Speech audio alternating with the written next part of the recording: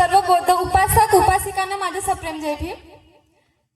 जगाला शांततेचा संदेश देणारे महाकारुणी तथागत गौतम बुद्ध, या पृथ्वीचा पहिला चक्रवर्ती राजा सम्राट अशोक, स्वराज्याचे जनक छत्रपती शिवाजी महाराज, त्यांचे आदर्श पुत्र छत्रपती संभाजी राजे, आरक्षणाचे जनक राजश्री शाहू महाराज. घरातील स्त्री ती कधी घराच्या बाहेर निघत नव्हती. तिला घरामध्ये चूल आणि मूल याच्या पलीकडे कधी अस्तित्व नव्हतं. आणि त्या काळामध्ये त्यांच्या त्या अवस्थेमध्ये बोलताना एक महापुरुष, एक महामानव तेव्हा लिहितात आणि त्यांच्या अवस्थेबद्दल तेव्हा ते म्हणतात, वित्तविना मती गेली, मतीविना नीती गेली, नीतीविना गती गेली, गतीविना वित्त गेले, वित्तविना शूद्र खचल्या, स्त्रिया खचल्या, एवढे सगळे अनर्थ एका विद्येने केले. या भाषेत ते विद्येचे महत्व सांगतात, पण तिथंच थांबत नाही, ते करून दाखवतात. विद्येमुळे मती येते, मतीमुळे नीती येते, नीतीमुळे गती येते, गतीमुळे वित्त येतं आणि वित्त आल्यानंतर सुधांचं बहुजनांचं जीवन म्हणून उंचावतं, असे भर चौकात सांगणारे महात्मा ज्योतिबा फुले, क्रांतीज्योती सावित्रीबाई फुले, राष्ट्रसंत तुकडोजी महाराज, राष्ट्रसंत तुकाराम महाराज, राजमाता इलाबाई होळकर, संत गाडगे बाबा, संत बिरसा मुंडा,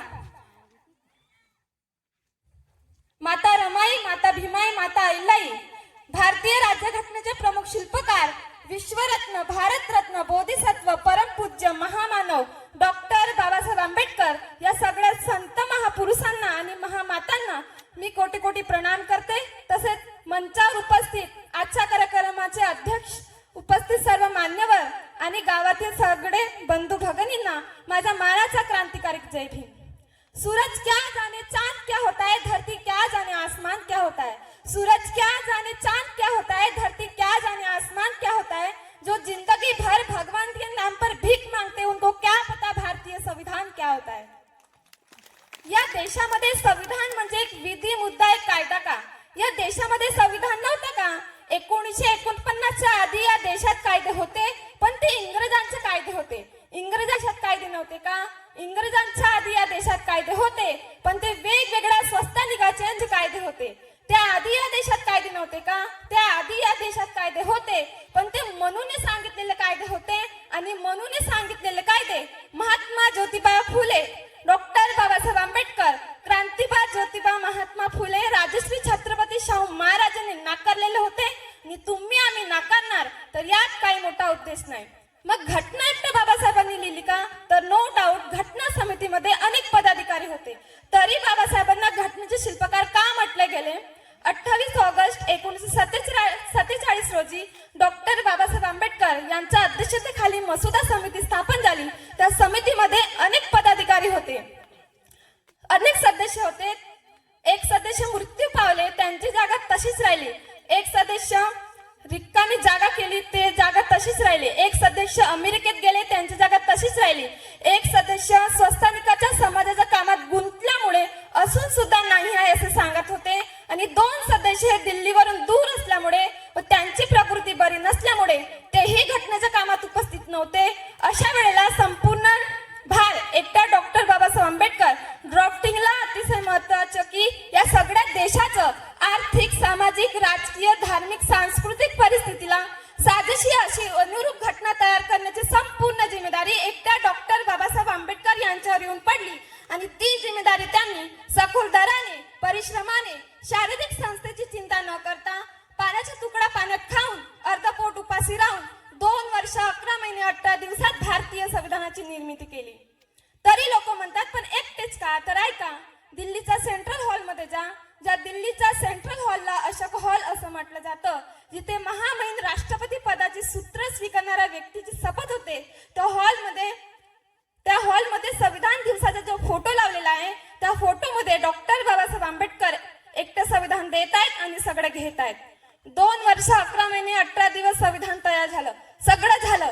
ज्या दिवशी संविधान सभा संविधान समर्पित करत होती, त्या दिवशी ती उद्देशिका लिहिली गेली. त्या उद्देशिकाचं आपल्या सगळ्यांकडून वाचन झालं, सगळ्यांनी ऐकलं आहे. काही लोकांच्या ऑफिसमध्ये, सहकारी कार्यालयामध्ये भारतीय संविधानाची उद्देशिका लावलेली आहे, परंतु असं सगळं असताना ती आपल्याला समजली आहे का? तर ही उद्देशिका समजली पाहिजे. घटनेची निर्मिती कशी झाली? Origin of the constitution. घटना निर्माण कोणी केली? घटना समितीमध्ये अनेक पदाधिकारी होते आणि तिथे चर्चा सुरू होत्या की संविधानाची सुरुवात कशी करायची. तिथं वेगवेगळ्या धर्माचे प्रतिनिधी होते. ते प्रतिनिधी आपापल्या परीने भूमिका मांडत होते की सुरुवात कशी करा. जे हिंदू प्रतिनिधी होते ते सांगत आहेत सुरुवात कशी करा, सर्वसाक्षी ईश्वराला प्रमाण मानून. बाकीचे म्हणाले असं चालणार नाही. तर का बरं तुम्ही ईश्वराला प्रमाण मानून म्हणाल तर फक्त हिंदूच ऐकतील, बाकीचे लोक ऐकतील का. त्याचं काय करायचं. त्याच वेळेला मुस्लिम उठले. मुस्लिम प्रतिनिधी म्हणाले अल्लाह को हाजी नाजी मान के ऐसे सुरुवात करो.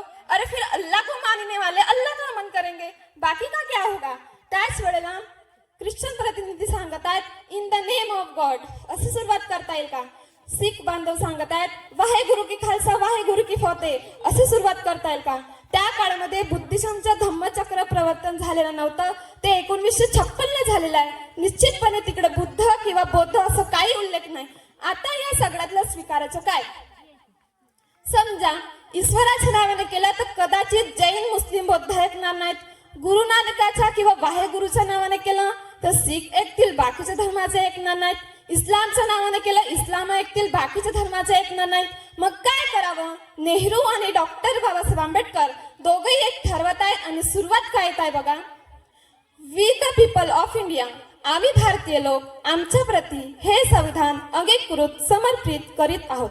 आम्ही भारतीय लोक या देशाची घटना ईश्वराने अल्लाने अल्लाच्या प्रेषिताने गॉडने गॉडच्या मेसेंजरने किंवा कुणी अशा अलौकिक शक्तीने तयार केलेली घटना नाही आहे. ही पूर्णतः भारतातल्या लोकांनी भारतातल्या लोकांसाठी भारतातल्या लोकांकडून तयार करून घेतलेली by the people for the people of the people लोकांनी लोकांसाठी लोकांकडून तयार करून घेतलेली घटना आहे. आम्ही तयार केलेली घटना आहे असे डॉक्टर बाबासाहेब आंबेडकर सांगतात. 4-5 लेकरं गेली त्या रमाईच्या मांडीवर तरी डॉक्टर बाबासाहेब आंबेडकरांनी काळाराम मंदिराचा सत्याग्रह घंटी वाजवण्याचा सत्याग्रह नव्हता.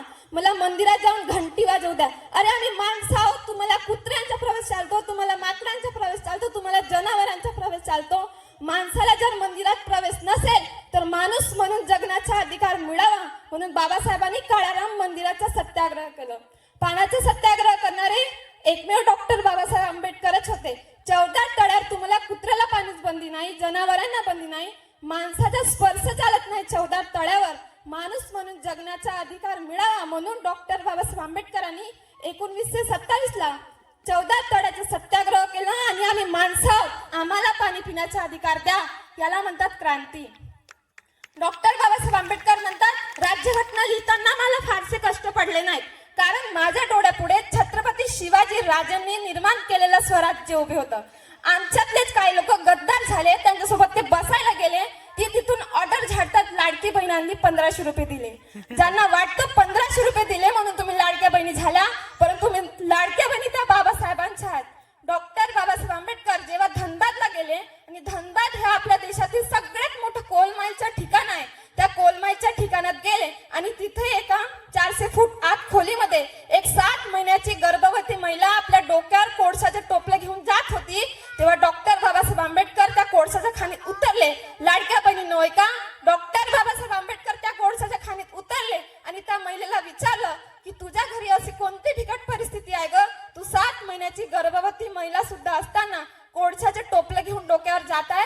तेव्हा त्या महिलेनं उत्तर दिलं की माझ्या घरी खाण्याची सुद्धा सोय नाही.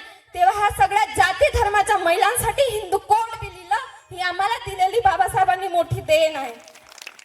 तरी आज माझ्या मैत्रिणी, माझ्यापेक्षा जास्त काळ अनुभवलेल्या महिला मला आज डॉक्टर बाबासाहेब आंबेडकरांची जात विचारताना दिसतात. त्यांच्याकरिता हे छोटेसे वाक्य, तू धर्मासाठी नाही, तू स्त्री होतीस बस एवढेच पुरेसे होतं तुला पायातील वाहन बनवायला. तू बाबासाहेबांसाठी माणूस आहेस बस एवढेच पुरेसे होतं तुला देशाच्या उच्च शिखरावर बसवायला. तरीही तुला त्यांना स्वीकारता आलं नाही, तरीही तुला त्यांना स्वीकारता आलं नाही. तुला त्यांची जात दिसली परंतु तुझा उद्धारक महामानव दिसला नाही. तुला त्यांची जात दिसली परंतु तुझा उद्धारक महामानव दिसला नाही. तू मान्य कर अथवा करू नकोस, तू मान्य कर अथवा करू नकोस, पण हे तितकंच खरं आहे अब्जाबाई बहिणीचा भाऊ राया, माझा भीम राया, माझा भीम राया. तुम्ही विचार करू शकत नाही, विचार केला तर तुम्ही बोलू शकत नाही, बोलला त्यानुसार तुम्ही आचार करू शकत नाही किंवा त्या पद्धतीने तुम्ही श्रद्धा किंवा उपासना करू शकत नाही. अशी संविधानाच्या अगोदरची परिस्थिती होती. मात्र हे सगळं नाकारलं आणि प्रत्येकाला स्वतंत्रपणे विचार करण्याचा, लिहिण्याचा, बोलण्याचा स्वातंत्र्य ह्या संविधानाने दिलं. बांधवांनी एक गोष्ट लक्षात ठेवा, या सरकारनं आधी तुमच्या जमिनी हडप केल्या. 1882 मध्ये तुमच्यासाठी इंग्रजांना फॉरेस्ट ऍक्ट आणला होता. तेव्हा आदिवासी समाजाच्या बिरसा मुंडांनी लोकांना जाऊन सांगितलं, जागरूक केलं की टोपी टोपी एक है, साप साप एक है. लोक म्हणजे मनुवादी लोक हे इंग्रजांसोबत मिळालेले आहे, म्हणून ते म्हणतात की टोपी टोपी एक है, साप साप एक है. लोक पेटून उठले आणि बिरसा मुंडा यांच्या काळामध्ये या देशाची लोकसंख्या 33 कोटी होती. तेव्हा बिरसा मुंडा यांच्या बाजूने 7,000 लोक होते. तेव्हा मोबाईल नव्हता, पत्रही नव्हता, तरी त्यांच्या बाजूने 7,000 लोक होते. तरी सुद्धा त्यांचा घात त्यांच्याच लोकांनी केला आणि आपला घात आपलेच लोक करून राहिले. म्हणून आता आदिवासी समाजाच्या लोकांनी जागृत होण्याची गरज आहे. आपल्यावर उपकार कोणाचे आहेत? आपल्यावर उपकार त्या बिरसा मुंडांचे आहेत. मी जाता जाता इतकंच म्हणेन, जे लोक आरक्षणाच्या संविधानाच्या विरोधात बोलतात त्यांनी फक्त 6 महिने मनुस्मृतीनुसार वागून दाखवा. गळ्यात मडकं आणि कमरेला झाडू बांधून फिरून दाखवा. जेव्हा सार्वजनिक ठिकाणीपासून तुमच्यावर बंदी घातली जाईल तेव्हा तुम्हाला आरक्षणाची किंमत समजेल, संविधानाची किंमत समजेल, बाबासाहेबांची किंमत समजेल. अरे मेरे भीम ने कलम उठाई और इसका संविधान बन गया. मेरे भीम ने कलम उठाई और इसका संविधान बन गया. संविधान की ताकत तो देखो, एक चाय बेचने वाला इस देश का पंतप्रधान बन गया. जय भीम, जय संविधान, नमो बुद्धाय, जय शिवराय.